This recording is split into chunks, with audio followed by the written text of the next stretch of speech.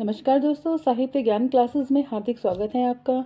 आज के सत्र में हम अध्ययन कर रहे हैं फर्नीचरनाथ रेणु की कहानी मारे गए गुलफाम उर्फ तीसरी कसम। इस कहानी का नाम तीसरी कसम भी है और मारे गए गुलफाम भी है। यह कहानी ठुमरी संग्रह में प्रकाशित हुई थी। फर्नीचरनाथ रेणु की कहानी तीसरी कसम यूजीसी नेट में प्रस्तावित कहानी है।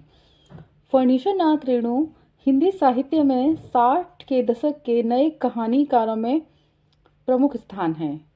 रेणु की कहानियों का कथा विन्यास एकदम निजी है। वह अपने जीवन के परिवेश, अपने आसपास के वातावरण और उन्होंने जो जीवन में देखा वही अपनी कहानियों के विषय बनाए हैं।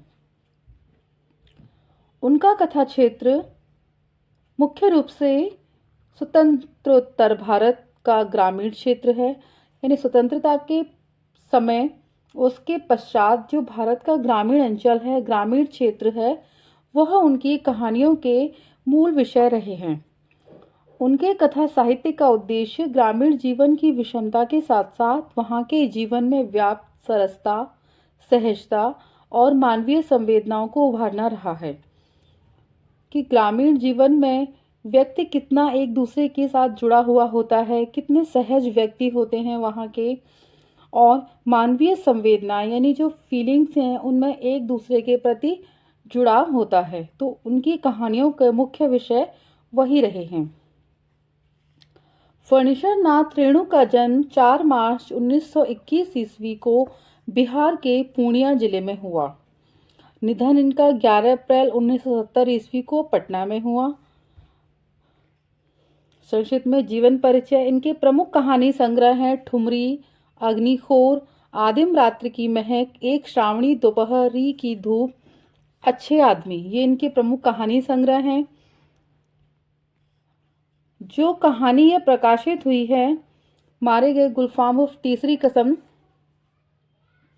यह ठुमरी संग्रह में प्रकाशित है 1959 ईस्वी में। 1959 ईस्वी में प्रकाशित हुई है। ठुमरी संग्रह में प्रकाशित अन्य कहानियां कौन कौन सी हैं? रसप्रिया, ये भी बहुत प्रसिद्ध कहानी है इनकी। रसप्रिया, तीर्थोदक, ठेस, नित्य लीला, पंचलाइड इनकी बहुत ही प्रसिद्ध कहानी है। सिर पंचमी का सगुण, मारे गए गुलफाम उर्फ तीसरी कसम, लाल पान की बेगम, तीन बिंदियां, ये इतनी कहानियां इनके ठुमरी संग्रह में प्रकाशित हैं और प्रमुख कहानियां हैं ये। जो इनकी कहानियों के प्रतिपाद्य विषय हैं वो क्या हैं? फर्नीचरनाथ रेणु अधिकतर आंचलिक कहानियां लिखी हैं। इन्होंने अपने ग्राम गीतों का प्रयोग भी किया है कहानियों में। प्रेम की पीड़ा और उसकी भीनी खुशबू है इनकी कहानियों के विषय। मूल कथा में नायक की तीसरी कसम कहानी की बात चल रही है। मूल कथा में नायक, जिसका नाम है हीरामन, द्वारा खाई 3 कस्मों की चर्चा के साथ नायक के प्रेम प्रसंग की यह कहानी है। तीसरी कसम जो कहानी है इसका प्रमुख नायक है हीरामन। वह 3 कस्में खाता है। कौन कौन सी? पहली कसम वह यह खाता है, वो एक गाड़ी चलाता है कि चोरी का सामान अपनी गाड़ी में वो नहीं रखेगा। चोरी किया हुआ सामान वह अपनी गाड़ी से दूसरी जगह नहीं ले जाएगा।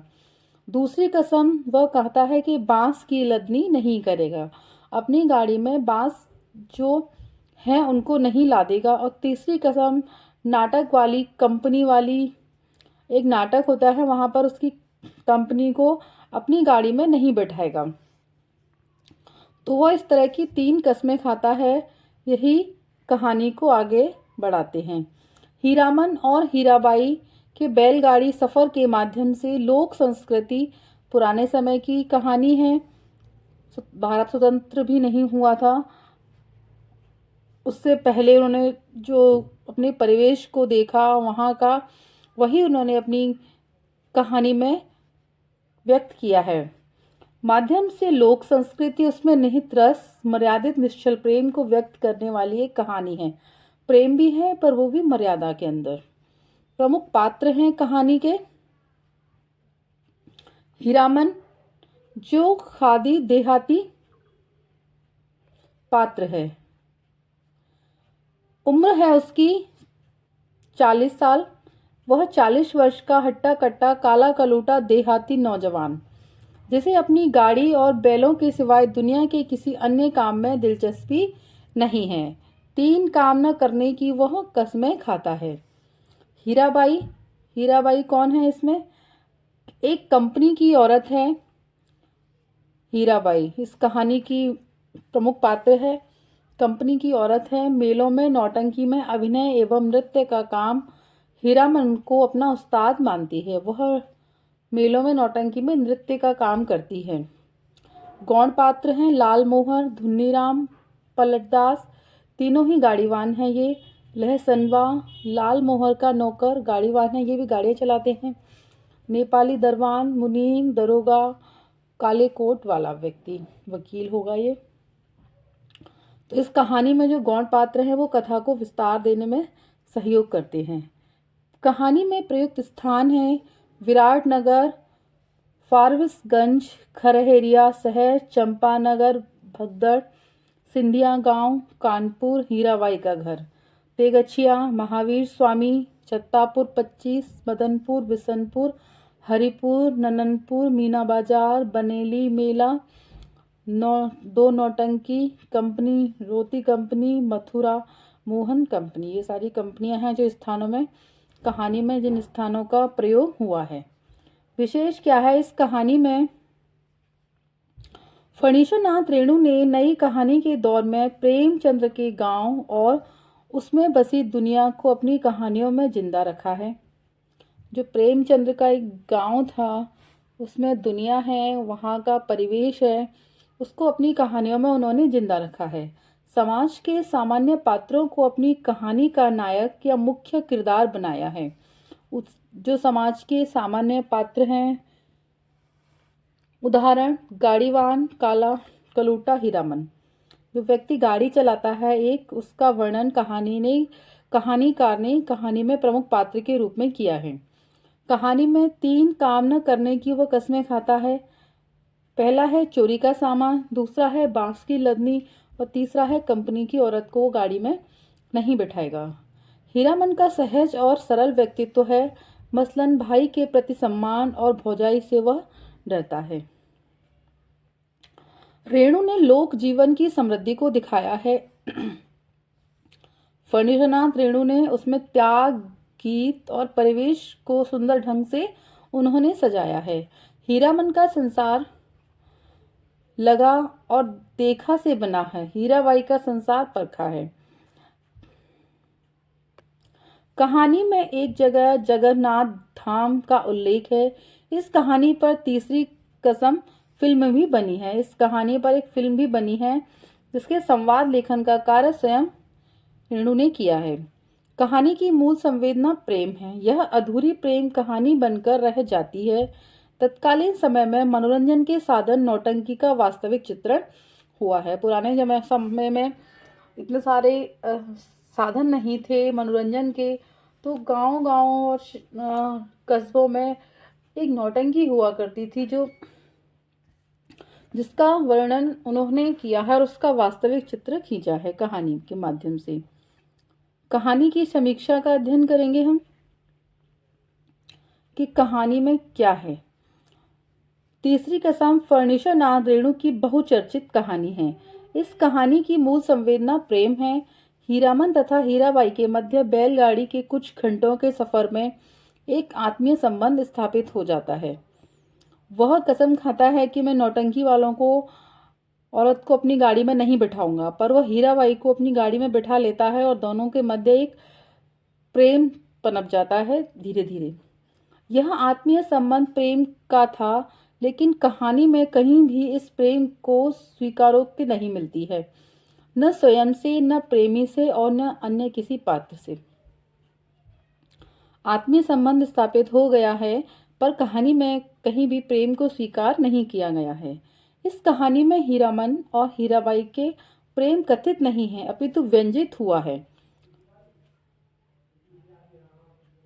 कहानीकार ने स्थान स्थान पर इसे बड़ी स्पष्टता से संकेत किया है। हीरामन की गाड़ी में हीराबाई के सवारी के रूप में चढ़ने के बाद हीरामन की पीठ में अजीब सी गुदगुदी का एहसास होना तथा अलग प्रकार की अनुभूति होना इसी बात का द्योतक है। हीराबाई की बच्चों की सी मीठी बोली सुनने और उसका परी जैसा सुंदर रूप देखने पर हीरामन के हृदय में आकर्षण उत्पन्न होने लगता है। हीरामन से बात करने के बाद हीराबाई को सहज, सरल तथा निश्चल हीरामन भा गया। सहज आकर्षण क्रमशः प्रेम की भावना में परिवर्तित हो जाता है, जिससे परिहास अपनी भूमिका निभाता है। वह गाड़ी में बैठा कर ले जा रहा है, आपस में धीरे धीरे वार्तालाप होता है, जिसमें उसका व्यक्तित्व है, उसका सहज सरल, वह उसे अच्छा लगने लगता है हीराबाई को। महुआ घटवारिन की लोक कथा कहानी में अर्थ के नए आयाम भरती है, जो कहानी की अर्थ व्याप्ति की दृष्टि से अत्यंत सार्थक है। कहानी के अंत में हीरामन से विदा लेते समय हीराबाई का कथन है, महुआ घटवारिन को सौदागर ने खरीद जो लिया है गुरुजी। एक प्रकार से उसके प्रेम और साथ ही उसके लाचारी को स्पष्ट करता है। इस कहानी की विशेषता घटनाओं का बाह्य स्थितियों के संयोजन में न होकर मानसिक स्थितियों के संयोजन तथा उनके विस्तार अंकन में करने में है। भावनाओं को गहराती, जटिलता को प्रामाणिकता के साथ प्रस्तुत करने के लिए कहानी का कथानक थोड़ा लंबा हो गया है। मुख्यतः रचनाकार की मनोवृत्ति हीरामन के चरित्र व विचारों को उभारने में अधिग्रमी है। पूरी कहानी में हीरामन के भाव व हरकतें ही अधिक मुखरित होकर चित्रित हुए हैं। हीराबाई के मनोभाव के दर्शन सांकेतिक रूप में कहीं कहीं चित्रित हुए हैं। इस कहानी में प्रेम की भाव प्रवणता पूरी तरलता, चंचलता के साथ व्यंजित हुई है। साथ ही इसकी विशेषता यह है कि यह निश्चल प्रेम कथा कहीं भी मर्यादा का अतिक्रमण नहीं करती दिखाई देती। इसमें प्रेम को लेकर न तो बड़े बड़े दावे किए जाते हैं, न लंबी चौड़ी कस्में खाई जाती हैं। वास्तव में पूरी कहानी में कहीं भी प्रेम का सीधा साधा प्रस्ताव तक नहीं है। यहाँ प्रेम व्यक्त करने की नहीं, बल्कि महसूस करने वाली खुशबू के रूप में अभिव्यक्त हुआ है। अपनी इसी विशेषता के कारण तीसरी कसम कहानी एक कालजयी रचना बन गई है। दोनों के बीच प्रेम तो है, पर उसे आपस में व्यक्त नहीं कर पाते, मन ही मन चाहते हैं। कहानी के शिल्प की विशेषता इसकी किस्सा गोई की शैली है। वाक्य संरचना भी उसी के अनुरूप है। ऐसा लगता है जैसे हम कहानी पढ़ रहे हैं, बल्कि सुन रहे हैं। एक एक पात्र, परिवेश तथा दृश्य हमारी आंखों के सामने से गुजरते हुए प्रतीत होते हैं। यह कहानी वर्तमान में घटित होती चलती है। इस कहानी में पूर्व दीप्ति पद्धति यानी फ्लैशबैक पद्धति का सहारा लिया गया है। जब हीरामन अपनी पहली 2 कस्मों के प्रसंग को याद करता है, पहली कसम बांस ढोने पर हुई दुर्घटना के कारण पिटाई होने पर खाई कि अब कभी बांस नहीं ढोएगा। दूसरी कसम चोर बाजारी का माल ढोते समय उसकी तथा उसके बैलों की जान आफत में फंसने के समय खाई थी कि कभी चोरी का माल वह नहीं ढोएगा। तीसरी कसम कंपनी की महिला को अपनी गाड़ी में न बिठाने के संदर्भ में खाई थी, क्योंकि यहाँ उसे दिल के मामले में काफी घाटा हुआ। इस प्रकार कहानी का शीर्षक तीसरी कसम भी सार्थक सिद्ध होता है। प्रस्तुत कहानी में परिवेश अपनी पूर्ण समग्रता के साथ उभर कर आया है। जहाँ का जो परिवेश है, उस कहानी में उसी तरह के वाक्यों का भाषा का प्रयोग कहानीकार ने किया है।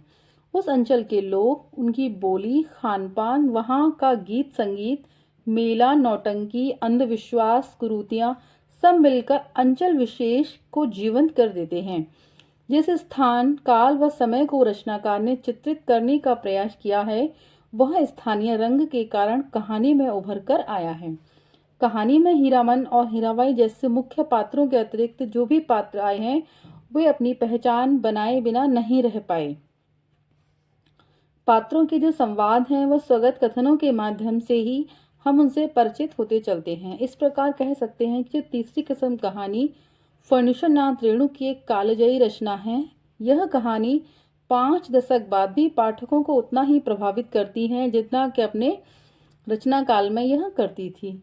इस कहानी के प्रमुख कथन, प्रमुख उद्धरण जो हम पढ़ेंगे। हीरामन समझ गया, इस बार निस्तार नहीं, जेल।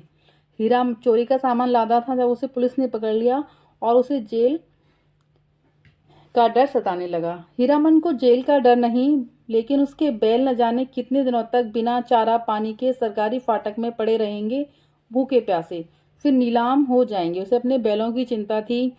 भैया और भौजी को वह मुंह नहीं दिखा सकेगा कभी। नीलाम की बोली उसके कानों के पास गूंज गई, 1 2 3। दरोगा और मुनीम में बात पट नहीं रही थी शायद।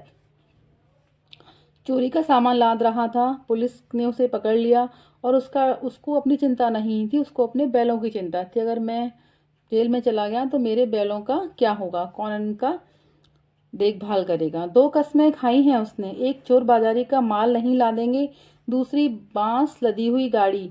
गाड़ी से 4 हाथ आगे बांस का अगुआ निकला रहता है और पीछे की ओर 4 हाथ का पिछुआ। काबू के बाहर रहती है गाड़ी हमेशा। सो बेकाबू वाली लदनी और खैरिया, वो इस तरह का कार्य नहीं करेगा जिससे कार्य करने में परेशानी का अनुभव हो। गाड़ी में बांस लादने से बहुत परेशानी महसूस होती है। बाग गाड़ी की गाड़ी वानी की है हीरामन की। कभी ऐसी गुदगुदी नहीं लगी पीठ में। आज रह रहकर उसकी गाड़ी में चंपा का फूल महक उठता है। पीठ में गुदगुदी लगने पर वह अंगोछे से पीठ झाड़ लेता है। जब हीराबाई उसके गाड़ी पर आगे बैठ जाती। औरत है या चंपा का फूल, जब से गाड़ी में बैठी है गाड़ी महक रही है। मथुरा मोहन नौटंकी कंपनी में लैला बनने वाली हीराबाई का नाम किसने नहीं सुना होगा भला। लेकिन हीरामन की बात निराली है। उसने 7 साल तक लगातार मेलों की लदनी लादी है, कभी नौटंकी थिएटर का बायोस्कोप सिनेमा नहीं देखा। वह उनका सामान उन्हें पहुंचा देता था, उनको लाद कर लाता था, पर कभी उसका मन नहीं हुआ कि नौटंकी या थिएटर में हम जाकर देखें। उसकी सवारी मुस्कुराती है, मुस्कुराहट में खुशबू है। तब तो मीता कहूंगी भैया नहीं, मेरा नाम भी हीरा है। उसकी गाड़ी में फिर चंपा का फूल खिला। उस फूल में एक परी बैठी, जय भगवती बैठी है। जय भगवती, वही हीराबाई बैठी है, उसको ही वह कह रहा है। हीराबाई ने परख लिया कि हीरामन सचमुच हीरा है। हीरामन की भी शादी हुई थी। बचपन में ही गौने के पहले ही दुल्हन मर गई। पुराने समय में होता था कि बचपन में ही शादी कर दिया करते थे बच्चों की, तो बाल विवाह का इसमें वर्णन किया है यहाँ पर कि बचपन में ही दुल्हन मर गई। हीरामन को अपनी दुल्हन का चेहरा याद नहीं। बेचारे छोटे छोटे बच्चों को किस प्रकार याद रहे कि हमारा विवाह हो गया है। दूसरी शादी न करने के कारण है भाभी की जिद। कुमारी लड़की से ही हीरामन की शादी करवाएगी। कुमारी का मतलब हुआ 5-7 साल की लड़की से उसका विवाह कराएगी उसकी भाभी। अब हीरामन ने तय कर लिया कि अब वह शादी नहीं करेगा। बिदागी, नैहर या ससुराल जाती हुई लड़की, बिदागी कहते हैं उसे। ससुराल या नैहर जाती हुई लड़की को काला आदमी, राजा क्या महाराजा भी फेल हो जाए, रहेगा काला आदमी ही। साहेब के जैसे अक्ल कहाँ से पाएगा। हीरामन हीराबाई से कहता है। छोकरा नाच के मनुआ नटुआ का मुंह हीराबाई जैसा ही था। कहाँ चला गया वह जमाना। हर महीने गांव में नाचने वाले आते थे। हीरामन ने छोकरा नाच के चलते अपनी भाभी की न जाने कितनी बोली ठोली सुनी थी। भाई ने घर से निकल जाने को कहा था। वो घर में छोटा था तो हीरामन की दुनिया भर की निगाह से बचाकर रखना चाहता है हीराबाई को। सड़क तेगछिया गांव के बीच से निकलती है। गांव के बच्चों ने पर्दे वाली गाड़ी देखी और तालियां बजा बजा कर रटी हुई पंक्तियां दोहराने लगे। दुल्हनिया लाली लाली डोलिया। हीरामन हंसा। कितने दिनों का हौसला पूरा हुआ है हीरामन का। ऐसे कितने सपने देखे हैं उसने। वह अपनी दुल्हन को लेकर लौट रहा है। हर गांव के बच्चे तालियां बजा रहे हैं। गांव में होकर अपनी गाड़ी ले जा रहा था इधर उधर, और गांव के बच्चे दुल्हनिया दुल्हनिया कहकर उसकी ताली बजा रहे थे उसको देखकर। हर आंगन से झांक झांक कर देख रही थी औरतें। मर्द लोग पूछते हैं कहाँ जाएगी उसकी दुल्हन, डोली का पर्दा थोड़ा सरका कर देखती है, और भी कितने सपने। इस मुल्क के लोगों की यही बुरी आदत है, राह चलते 100 जिरह करेंगे। अरे भाई तुमको जाना है जाओ, देहाती बुझ सब। महुआ घटवारिन गाते समय उसके सामने सावन भादों की नदी उमड़ने लगती है। अमावस्या की रात और घने बादलों में रह रहकर बिजली चमक उठती है। उसी चमक में लहरों से लड़ती हुई बारी कुमारी महुआ की झलक उसे मिल जाती है। सफरी मछली की चाल और तेज हो जाती है। उसको लगता है वह खुद सौदागर का नौकर है। महुआ कोई बात नहीं सुनती, प्रतीत करती है, उलट कर देखती भी नहीं, और वह थक गया है तैरते तैरते। तुम मेरे उस्ताद हो। हमारे शास्त्र में लिखा है एक अक्षर सिखाने वाला भी गुरु और राग सिखाने वाला उस्ताद। वह हीरामन से कहती है हीराबाई। आज रात भर हीरामन की गाड़ी में रहेगी वह। हीरामन की गाड़ी में नहीं, घर में। जनाना जात अकेली रहेगी गाड़ी पर। कुछ भी हो, जनाना आखिर जनाना ही है, कोई जरूरत ही पड़ जाए। पलट दास हीरामन से कहता है जब वो अपनी गाड़ी में उसे रखने के लिए तैयार हो जाता है। उस आदमी ने अपने संगी से कहा, खेला शुरू होने पर जगा देना। नहीं नहीं, खेला शुरू होने पर नहीं हिरिया, जब स्टेज